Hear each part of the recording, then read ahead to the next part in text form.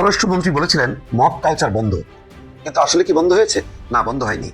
খবর হচ্ছে এই যে গতকাল গাইবান্ধায় ছিনতাইকারী সন্দেহে 2 জনকে পিটিয়ে হত্যা করা হয়েছে। আজ 21শে ফেব্রুয়ারি প্রথম প্রহরে জামাত ইসলামের আমির, বিরোধী দলীয় নেতা ডক্টর শফিকুর রহমান এবং বিরোধী দলীয় চিফ হুইপ এনসিপি নেতা নাহিদ ইসলাম সহ জামাতের অন্যান্য সংসদীয় সদস্য টিম শহীদদের কবরে পুষ্পস্তবক অর্পণ করেছে এবং সেখানে দোয়া এবং মোনাজাত করেছে, ফাতিহা, দরুদ ইত্যাদি পাঠ করার পরে। শুরুতেই কিন্তু জামাত ইসলাম দীর্ঘদিনের একটা প্রচলিত মিথ এখানে ভেঙে দিয়েছে, একেবারে ভেঙে গুড়িয়ে দিয়েছে। গতকালকে 21শে ফেব্রুয়ারি গেল। 21শে ফেব্রুয়ারি শুভেচ্ছা সবাইকে। মাতৃভাষা দিবস, এটা শুধু বাংলাদেশেরই মাতৃভাষা দিবস নয়, এটা আন্তর্জাতিক মাতৃভাষা দিবস। বেশ আরো বড় অনুষ্ঠানই হয়েছে। গতকালকে আমরা দেখেছি প্রধানমন্ত্রী জনাব তারেক রহমান পুষ্পস্তবক অর্পণ করেছেন, দোয়া মাহফিল করেছেন, মহামান্য রাষ্ট্রপতিও গিয়েছিলেন এবং বিরোধী দলীয় নেতা জনাব ডক্টর শফিকুর রহমান সাহেব সেখানে শ্রদ্ধা জ্ঞাপন করেছেন এবং দোয়া করেছেন। সাথে ছিলেন এনসিপির বড় বড় নেতৃবৃন্দ। অনুষ্ঠান ভালোই চলছিল, কিন্তু এর মধ্যে হঠাৎ করে ব্যাগরা বেঁচে গেল। অনেকগুলো অপ্রীতিকর ঘটনা গতকালকে সেইখানে ঘটেছে। তাহলে বন্ধ হয়নি, কারণ ছিনতাইকারী, চোর সন্দেহে, ডাকাত সন্দেহে বা ডাকাতিকালে আটক করে গণপিটুনিতে মেরে ফেলা, এটা কিন্তু মব কালচারের অংশ। মব কালচার আছে। মব কালচারের বিরুদ্ধে যতক্ষণ না পর্যন্ত অভিযান না চালানো হবে, যেমন আমি আজকে একটা খবর দেখছি যে 2 চরমপন্থী সংগঠনের বিরোধে যশোরের রানা প্রতাপ হত্যা, 2 শুটার গ্রেপ্তার। ভালো, কিন্তু এটা তো হলো আইন শৃঙ্খলা জনিত। কিন্তু সবচেয়ে বড় আতঙ্ক কি? মানে আমরা সাধারণ নাগরিকরা আতঙ্কগ্রস্ত হয়েছি মব কালচার, এবং তার মব কালচারের সবচেয়ে বড় মহড়া আমরা দেখলাম যে ডেইলি স্টার, প্রথম আলো, ছায়ানট এবং উদিতির মতন প্রতিষ্ঠানকে কিভাবে ভাঙচুর করা হলো এবং আগুন দেওয়া হলো। ভাগ্য ভালো যে এই ঘটনাগুলোতে মানুষ মারা যায়নি, কিন্তু ডেইলি স্টারে প্রায় 30 জন মারা যাওয়ার উপক্রম হয়েছিল সাংবাদিকরা। এটা সেনাবাহিনী বহু কষ্টে ঠেকিয়েছে। তাহলে এই গত 15, 16, 17 মাসে এই মব কালচারটা কিন্তু একটা মোটামুটি বলা যায় বিভিন্ন মানে এলাকায় এলাকায় বা বলা যায় যে সামাজিকভাবে একটা প্রতিষ্ঠিত রূপ পেয়ে গেছে। এখন এটা ভাঙতে গেলে এটা এমনি এমনি কাজ হবে না। আমি বারবার বলছি যে এই সরকারের এসে প্রথম থেকেই স্পট অ্যাকশন শুরু করতে হবে, অর্থাৎ আইন নিজের হাতে তুলে নিয়ে যদি কেউ হত্যাযজ্ঞে সামিল হয়, মানুষ হত্যা, আহত করা বা হতাহত করা, এই ঘটনাগুলো যদি ঘটায়, তাহলে স্পটেই অ্যাকশন নিতে হবে, কঠিনতম অ্যাকশন নিতে হবে। আমি মানে বন্দুক যুদ্ধ, এনকাউন্টার, ক্রস ফায়ার, এগুলো আমি উচ্চারণ করলাম না, কিন্তু স্পট অ্যাকশন যেটা ইউরোপ আমেরিকাতে যেগুলি বলা হয়, সেই কালচারটা কিন্তু শুরু করতে হবে। অর্থাৎ আপনি যতক্ষণ না পর্যন্ত অপরাধীদের ভেতরে আতঙ্ক না ধরাবেন, ততক্ষণ পর্যন্ত কিন্তু এটা চলতে থাকবে। আর এটা যদি বন্ধ করার আপনি প্রথম 2-3 মাসের মধ্যে আপনাকে সিগন্যাল দিয়ে দিতে হবে এই সরকারটা কেমন। আমি সম্ভবত মেসেজটা ক্লিয়ার করতে পারছি যে সরকার বলছে না যে দলীয় আইনে দেশ চলবে না, চলবে রাষ্ট্রীয় আইনে। সেই রাষ্ট্রীয় আইনটা আমরা দেখতে চাই, এবং সেই রাষ্ট্রীয় আইনটা যেন মানে যুবথুবু মার্কা না হয়, যেটা ইউনূস সরকারের আমলে দেখা গেছে। সেই আইন দিয়ে কাজ হবে না। এই আইনটাকে যদি মানবাধিকার লঙ্ঘন বলা হয়, তাহলে যুক্তরাষ্ট্র সব ইউরোপের বিভিন্ন দেশ লঙ্ঘন করছে, তাহলে ওই অনুযায়ী অ্যাকশনে যেতে হবে। এইটা ছাড়া কোনোভাবেই গত 15-16 মাসে এই অপরাধীরা এত বেশি আইন হাতে তুলে নিছে, আর মনে হচ্ছে গণপিটুনি এটা মনে হচ্ছে যেন এটা কালচার, এটা কোনো অপরাধ না। বাট এটাও যে অপরাধ, এইটা স্থানীয় পর্যায়ে জনপ্রতিনিধি, রাজনৈতিক কর্তৃপক্ষ, আইন শৃঙ্খলা সম্মিলিতভাবে এটার বিরুদ্ধে রুখে দাঁড়াতে হবে। তারেক রহমানের সরকার মানে দায়িত্ব নেওয়ার কিন্তু 2 থেকে 3 দিনের মধ্যে কিন্তু ঘটনা ঘটে গেল গাইবান্ধায়। এইটা হয়তো প্রথম ঘটনা, এরকম গণপিটুনি এর আগে 2-3 দিনের মধ্যে ঘটেছে কিনা জানি না, কিন্তু এগুলি বন্ধ করার মতন মেসেজ দিতে হবে। গাইবান্ধায় অভিযান চালাইতে হবে। কেন ডাকাত সন্দেহ হোক আর ছিনতাইকারী সন্দেহ হোক, তাদেরকে আটক করার পর কেন পিটায় মারা হলো, এটার জবাবদিহি করতে হবে যারা যারা ওই ঘটনার সাথে যুক্ত ছিল। এই শুরুতেই যদি অ্যাকশনে না যায় তারেক রহমানের সরকার, বিপদকে তো সামনে বলে রাখলাম।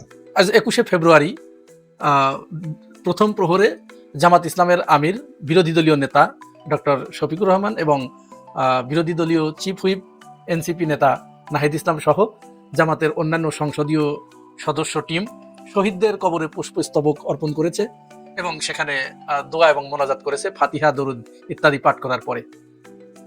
শুরুতেই কিন্তু জামাত ইসলাম দীর্ঘদিনের একটা প্রচলিত মিথ এখানে ভেঙে দিয়েছে, একেবারে ভেঙে গুড়িয়ে দিয়েছে। বিগত দিনগুলোতে আমরা দেখে আসছি স্বাধীনতার 54 বছরে তারা শহীদ মিনারে গিয়ে শহীদদের কবরে ফুল দিয়ে শ্রদ্ধা জানিয়ে সম্মান জানিয়ে তারা সেখানে 1 মিনিট নীরবতা পালন করে চলে আসেন। কিন্তু এবারই প্রথম স্বাধীনতার 54-55 বছর পরে জামাত ইসলাম একটি বিষয় কিন্তু সেখানে ভেঙে দিয়েছে, একটি মিথ সেখানে ভেঙে দিয়েছে। তারা শ্রদ্ধা জানানোর পরে সেখানে ফাতিহা, দরুদ, সূরা ইখলাস এগুলো পড়ে শহীদদের আত্মার মাগফিরাত কামনা করে মহান রব্বুল আলামিনের দরবারে দোয়া করেছে, প্রার্থনা করেছে। এইটা করার পরে বাংলাদেশে দুই শ্রেণীর লোক আছে এখন সমালোচক, যারা আবেগী মুসলমান, যারা আবেগী ইসলাম পালন করেন এরা, আর অপরদিকে বামপন্থীরা। এই দুইটা শ্রেণী তারা সমালোচনার খড়গ নিয়ে সামনে এগিয়ে এসেছে। বামপন্থীদের সমালোচনাটা হচ্ছে উদ্দেশ্য প্রণোদিত। কেন উদ্দেশ্য প্রণোদিত আমি বলছি। আর ডানপন্থীদের যারা ইসলামিস্ট আবেগী মুসলমান যারা, এদের সমালোচনাটা হচ্ছে অজ্ঞতার কারণে, না বোঝার কারণে। আমি আগে বামদেরটা বলি। বামরা যে সমালোচনা করে তার মানে এই যে জামাত ইসলাম তাদের মিথটা ভেঙে দিল, শহীদ মিনারে যাওয়া শুরু করলো এবং তারা একটা নতুন ফর্মুলা হাজির করলো জনগণের সামনে যে সেখানে গিয়ে শহীদদের শ্রদ্ধা জানিয়ে মোনাজাত করা যায় স্রষ্টার কাছে। এই যে সার্বজনীন একটি বিষয়, এতে কি হলো, শহীদদের প্রতি শ্রদ্ধাও জানানো হলো, তার বিরোধী দলীয় নেতা হিসেবে রাষ্ট্রীয় যে সাংবিধানিক দায়িত্ব কর্তব্য সেটিও পালন করা হলো, মুসলমানদের যে আবেগ, যে ইতিহাস, যে ঐতিহ্য এটিও রক্ষা করা হলো। এই যে জামাত ইসলাম ফুল দিতে গেল এবং শহীদদের প্রতি শ্রদ্ধা জানালো, এইটা বামরা সহ্য করতে পারে নাই। কেন বামরা সহ্য করতে পারে নাই? কারণ বামরা তো সবসময় চায় যে এদেশের ইসলামপন্থী মানুষদেরকে জনগণ থেকে, মূলধারার রাজনীতি থেকে, মূলধারা থেকে ডিটাচ করতে। এটা আমাদের আবেগী মুসলমানদের এই কম লেখাপড়া জানা মস্তিষ্কের ভিতরে এটা ধরে না, এটা ধরবে না, কোনোদিনও ধরবে না। যার কারণে বামরা হ্যাঁ উস্কে দিয়েছে কিন্তু তারাই মূলত। এই যে জামাত ইসলাম ফুল দিতে গেল, এটা কি জায়েজ আছে? এটা কিন্তু উস্কে দিয়েছে কারা? এই বামরা। এই বামরা উস্কে দিছে আর আবেগী মুসলমানরা ঝাঁপিয়ে পড়েছে। এর ভিতরে প্রথমে যারা এসেছে তারা হচ্ছে যে জমিয়ত, এরা আর কি। তো জমিয়ত, আপনারা তো জামাত ইসলাম ফুল দিতে গেলেই আপনার কি, আর না দিতে গেলেই আপনার কি? আপনারা তো জামাত ইসলামকে ভোট দেয়া হারাম ঘোষণা করে দিয়েছিলেন। তো যাদেরকে আপনি হারাম ঘোষণা করে দিয়েছেন, তার মানে আপনারা তো তাদেরকে মুসলমান থেকে খারিজ করে দিয়েছেন, ইসলাম থেকে খারিজ করে দিয়েছেন। যেহেতু ইসলামের মালিক আপনারা, আল্লাহ তো না, ইসলামের মালিক আপনারা। তো যেহেতু তাদেরকে আপনার ইসলাম থেকে আপনারা খারিজ করে দিয়েছেন, এখন ও যা খুশি তাই করুক, আপনি এখানে ফতোয়া দিতে আসছেন কেন? ফতোয়া তো তার ক্ষেত্রে খাটে যে ইসলামের ভিতরে থাকে। তা আপনার দৃষ্টিতে তো তারা ইসলামের ভিতরে নাই, বের হয়ে গেছে, আপনারা তাদেরকে বের করে দিয়েছেন। তাহলে ও যা খুশি তাই করুক, আপনার তো ফতোয়া দেওয়ার এখানে কোনো অধিকার নেই। ফতোয়া তারা দেবে যারা জামাত ইসলামকে মনে করে ইসলামী দল। তা আপনি তো জামাত ইসলামকে ইসলামী দল মনে করেন না ভাই, তা আপনি কেন এখানে ফতোয়া দিতে আসলেন? বরং আপনি যাদের সাথে মিশেছেন, যাদের হাতকে শক্তিশালী করার জন্য দিয়েছেন, সে তো ফুল দিয়েছে, তো সে তখন কি এখানে আপনার ফতোয়া কোথায় গেছে? ফতোয়া দেন এখানে, আপনি ফতোয়া দেন আপনার দলের সাথে, আপনি যাদের সাথে ঐক্য করেছেন তাদের ফতোয়া দেন। এইখানে ফতোয়া দেওয়ার কোনো অধিকার, নৈতিক কোনো অধিকার আপনার নাই। যদি দেন তাহলে স্রেফ আপনার মনের ভিতরে নেফাকি আছে, আপনার মনের ভিতরে শয়তানি আছে। শয়তানিকে জাহির করার জন্য, জামাতকে থামানোর জন্য আপনার এই শয়তানি। তো যাই হোক, তাহলে বামরা উস্কে দিয়েছে আর এরা লাফানো শুরু করছে। এখন বাংলাদেশের রাজনীতিতে দীর্ঘদিন ধরে ইসলামপন্থীরা কেন মূলধারায় প্রবেশ করতে পারে না, জামাত ইসলাম বাদে অন্য কেউ? আর এই সম্প্রতি এই নির্বাচনের মাধ্যমে আমাদের আল্লামা মামুনুল হকের নেতৃত্বে কওমি ঘরানার একটি অংশ, খেলাফত মজলিস, তারা কিন্তু মূলধারায় প্রবেশ করলেন। এই দীর্ঘ সময় 55 বছরে এই ইসলামপন্থীদের নির্বুদ্ধিতার কারণে, তাদের কিছু সিদ্ধান্তহীনতার কারণে, তাদের কম জানাশোনার কারণে বামদের খপ্পরে পড়ে তারা মূলধারার রাজনীতি থেকে এতদিন বিরত ছিল। এটা কিন্তু বামদের সুপরিকল্পিত একটি চিন্তা ভাবনার ফসল এটা, যে তারা ইসলামপন্থীদেরকে মূলধারার রাজনীতিতে বা মূলধারার কোনো কর্মকাণ্ডে, সাংস্কৃতিক কর্মকাণ্ড বলেন, রাজনৈতিক কর্মকাণ্ড বলেন, অর্থনৈতিক কর্মকাণ্ড বলেন, কোনো জায়গায় তারা আসতে দেবে না। এটাই হচ্ছে তাদের মূল উদ্দেশ্য। যার কারণে তারা এবার একেবারে সমালোচনার খড়গ নিয়ে ঝাঁপিয়ে পড়েছিল। ওখানেই জামাত আমিরকে প্রশ্ন করছে যে আপনারা তো জামাত তো কোনোদিন ফুল দিতে আসেন না, তাহলে আপনারা আজকে আসলেন কেন? তো জামাত আমির প্রথম প্রশ্নের জবাব দিয়েছে যে আমি এখানে এসেছি বিরোধী দলীয় নেতা হিসেবে, আমার তো সাংবিধানিক দায় বাধ্যবাধকতা আছে। তো তারপরে আবার ওই একই প্রশ্ন করছে, তখন বলছে আজকের এই পবিত্র দিনে আপনি অপবিত্র প্রশ্ন কেন করলেন? এই প্রশ্নই তো আপনার করা উচিত না, এটা কি আমার দায়িত্ব নয়? তখন আর সে সটকে পড়েছে ওখান থেকে।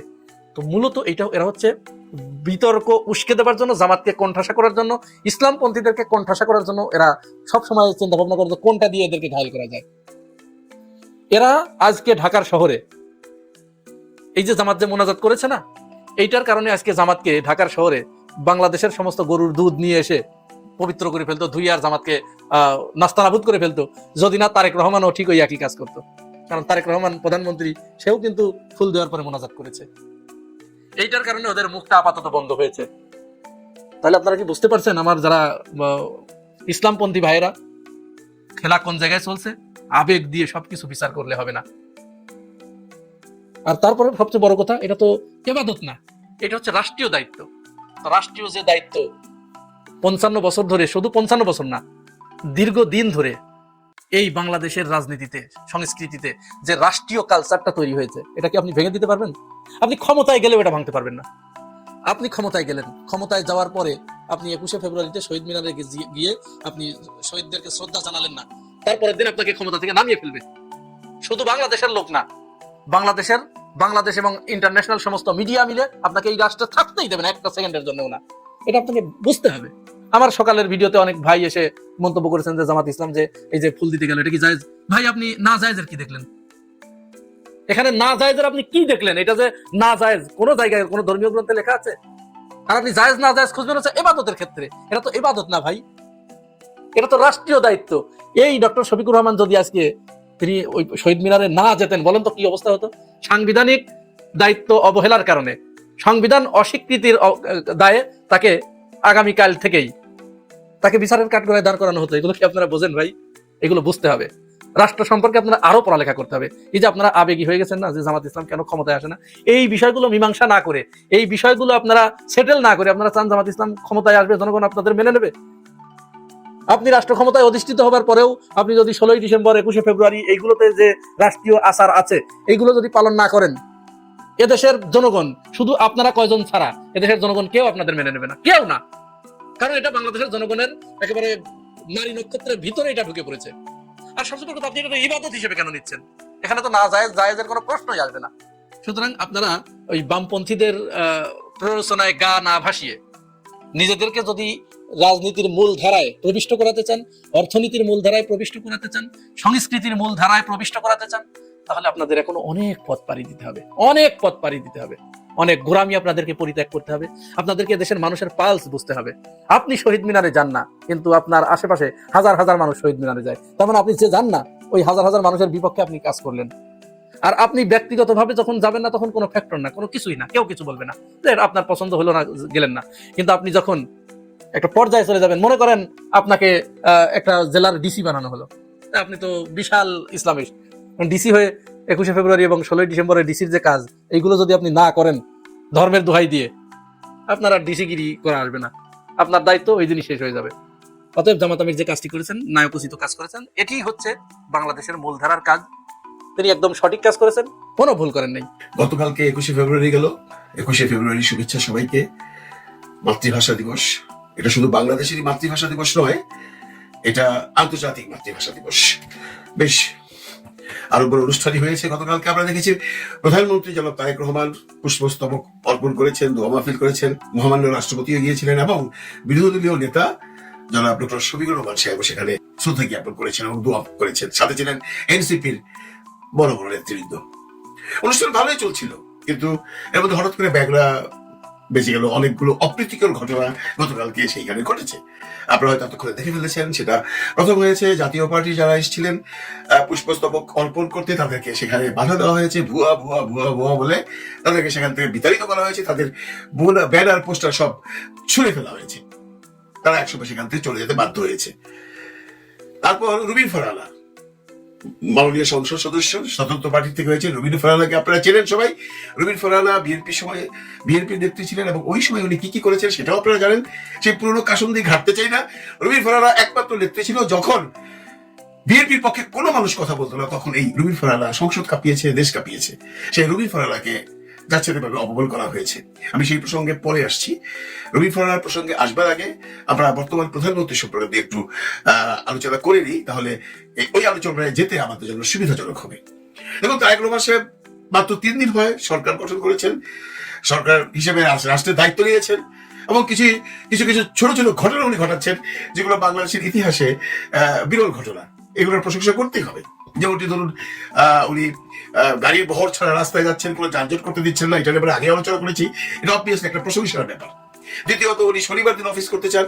সরকারি অফিসের যারা আছেন তাদেরকে নিয়ে শনিবার দিন কাজ করতে বলছেন যে এইভাবে 2 দিন যদি আমরা সবাই বসে থাকি তাহলে আমরা পৃথিবী থেকে পিছিয়ে যাব। এটা একটা অগ্রণী ভূমিকা ওনার এবং প্রশংসার দাবি রাখে।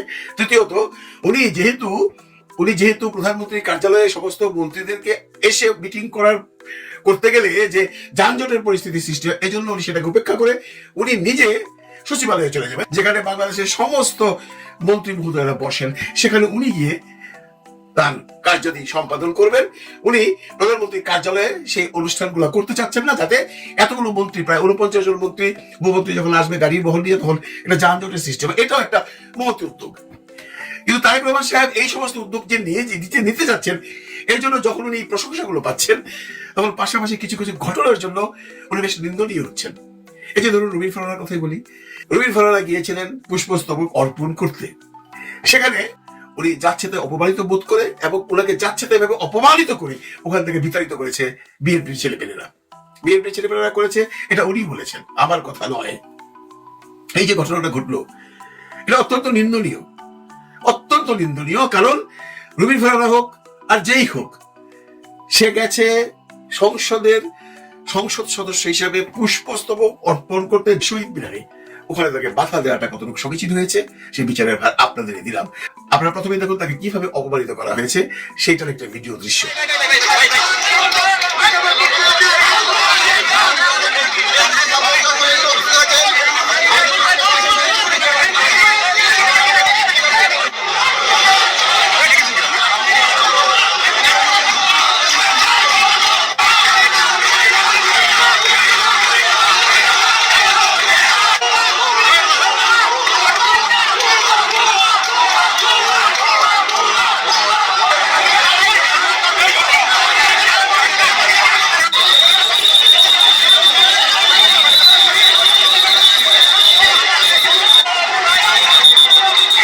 ফুলগুলোকে পাড়িয়ে মারাচ্ছে মানুষজন।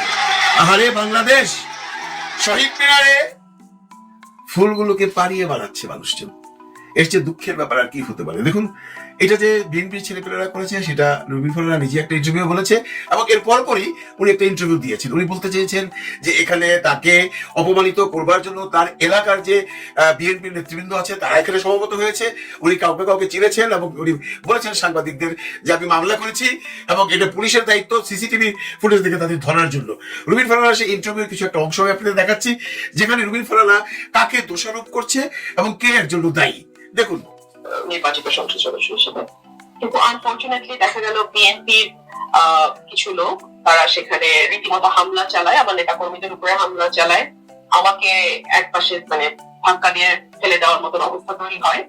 আমি এটুকুই বলবো যে দীর্ঘ 17 বছর পর বিএনপি রাষ্ট্র পরিচালনার দায়িত্বে এসছে। বিএনপি যদি তার নেতা কর্মীদেরকে লোকাল লেভেলে কন্ট্রোল না করে এখনই, এর পরিণতি ভয়াবহ রকম হবে। এটা আমার মনে হয় দলের উঁচু পর্যায় থেকে বিষয়টি মনিটর করা এবং তাৎক্ষণিক ব্যবস্থা নেওয়া না হলে এটা দলের জন্য ভীষণ ক্ষতিকর হবে এবং সরকারের ভাবমূর্তিও ক্ষুণ্ণ হবে। সরকার মাত্রই এসছে, আমি আশা করব যে বিএনপি সরকার এবং দল হিসেবে এই ধরনের উচ্ছৃঙ্খল নেতা কর্মীদের ব্যাপারে তড়িৎ ব্যবস্থা নেবে। আমিও রুমিন ফারহানার সাথে এইখানে একমত। সরকার যদি এখনই এর ব্যবস্থা না নেয়, তাহলে সরকারের ভাবমূর্তি একদম নষ্ট হয়ে যাবে।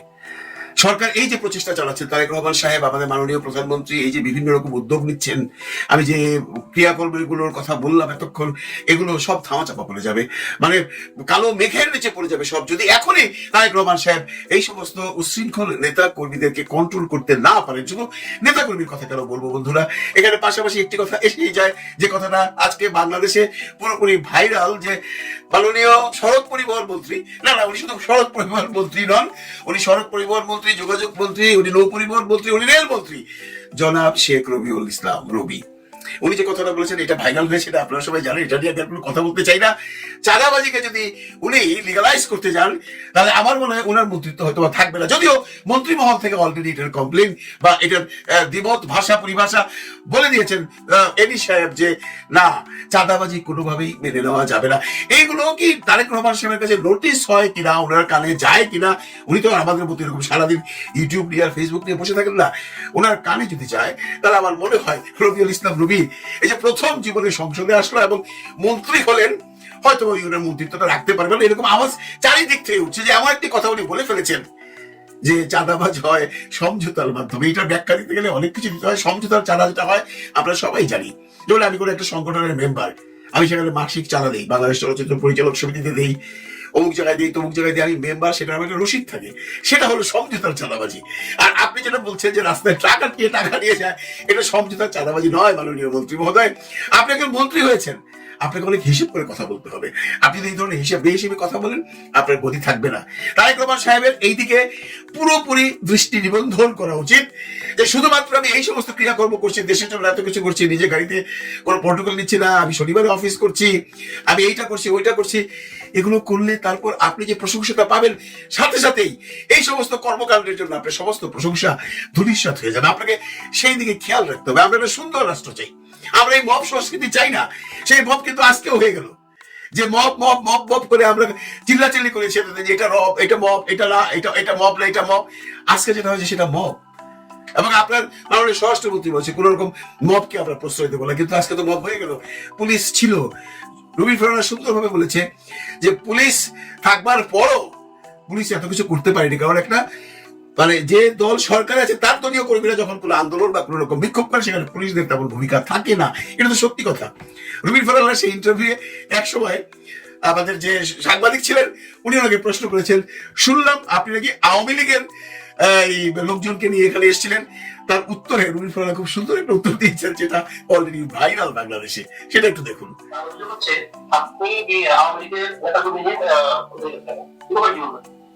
প্রথমত এটা সত্য না, দ্বিতীয়ত যদি যাই তো তো তো সে মারবে?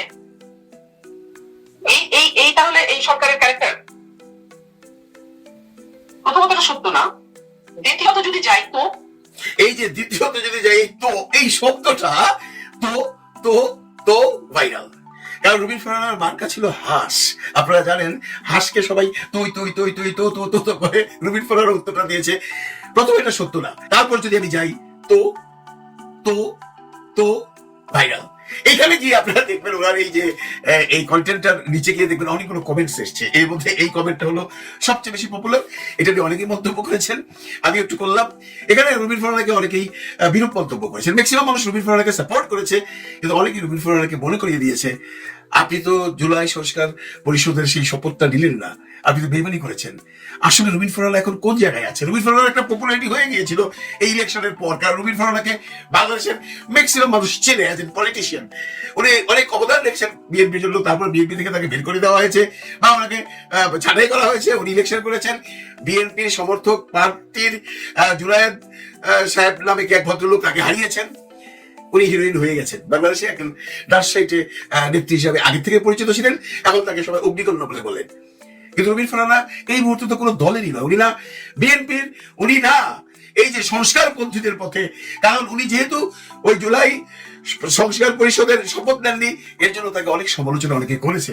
আমরা এখন দেখবো ভবিষ্যতে রুবিন ফারহানা কোন পথে যাচ্ছেন, বিএনপির পথে না বিএনপির উল্টো পথে, না আওয়ামী লীগের সাথে, না সংস্কারপন্থীদের সাথে। আজকে যদি সে সংস্কারপন্থীদের সাথে থাকতো, তাহলে হয়তোবা যে কমেন্টস গুলো হয়েছে রুবিন ফারহানাকে নিয়ে, এই যে রুবিন ফারহানার তো